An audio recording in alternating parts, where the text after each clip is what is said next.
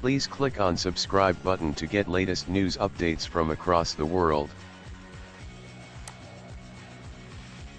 South Korea's Moon says Trump deserves big credit for North Korea talks. I think President Trump deserves big credit for bringing about the inter-Korean talks, Moon Jae-in told reporters at his New Year's news conference. Talks were held on Tuesday on the South Korean side of the demilitarized zone, which has divided the two Koreas since 1953.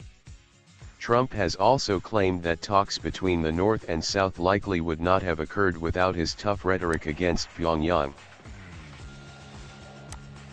South Korean President Moon Jae-in credited U.S. President Donald Trump on Wednesday for helping to spark the first inter-Korean talks in more than 2 years, and warned that Pyongyang would face stronger sanctions if provocations continued.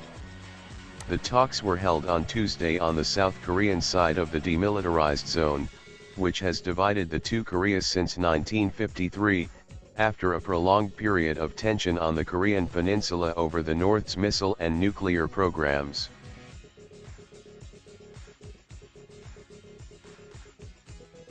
North Korea ramped up its missile launches last year and also conducted its sixth and most powerful nuclear test, resulting in some of the strongest international sanctions yet.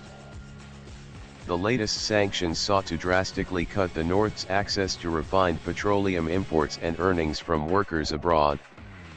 Pyongyang called the steps an act of war. Seoul and Pyongyang agreed at Tuesday's talks, the first since December 2015, to resolve all problems between them through dialogue and also to revive military consultations so that accidental conflict could be averted. I think President Trump deserves big credit for bringing about the inter-Korean talks.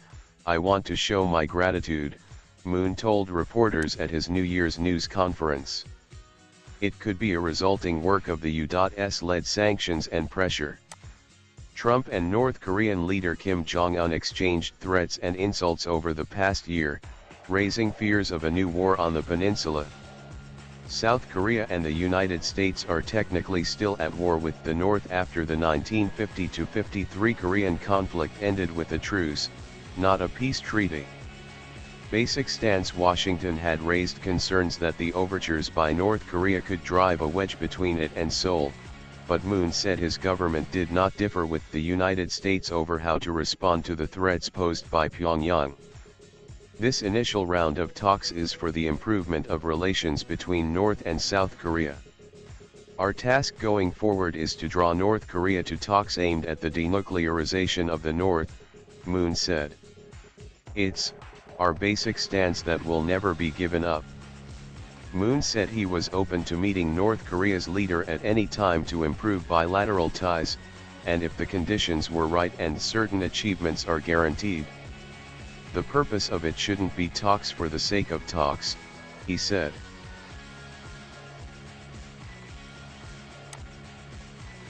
However, Pyongyang said it would not discuss its nuclear weapons with Seoul because they were only aimed at the United States, not its brethren in South Korea, nor Russia or China, showing that a diplomatic breakthrough remained far off.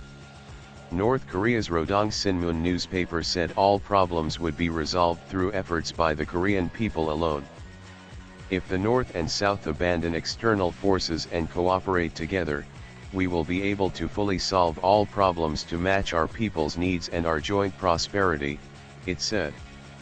Washington still welcomed Tuesday's talks as a first step toward solving the North Korean nuclear crisis.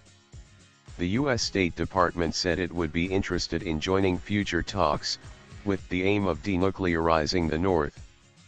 The United States, which still has 28,500 troops stationed in South Korea, initially responded coolly to the idea of inter-Korean meetings. Trump later called them a good thing and said he would be willing to speak to Kim. Pyongyang also said it would send a large delegation to next month's Winter Olympics in South Korea. Washington agreed with Seoul last week to postpone joint military exercises that Pyongyang denounces as rehearsals for invasion until after the Olympics. However, It also said the apparent North-South thaw had not altered the U.S. intelligence assessment of North Korea's weapons programs. The United States has also warned that all options, including military, are on the table in dealing with the North. "We cannot say talks are the sole answer," Moon said. "If North Korea engages in provocations again or does not show sincerity in resolving this issue, the international community will continue applying strong pressure and sanctions." Seoul said on Tuesday it was prepared to offer financial assistance and lift some unilateral sanctions temporarily so North Koreans could attend the Olympics. North Korea said its delegation would include athletes, high-ranking officials, a cheering squad, art performers, reporters, and spectators. However, Moon said on Wednesday South Korea had no plans for now to ease unilateral sanctions against North Korea, or to revive economic exchanges that could run foul of United Nations sanctions. Moon also said his government would continue working toward recovering the honor and dignity of former comfort women, a euphemism for girls and women forced to work in Japan's wartime brothels. However, he said historical issues should be separated from bilateral efforts with Japan to safeguard peace on the Korean peninsula. "It's very important we keep a good relationship with Japan," Moon said.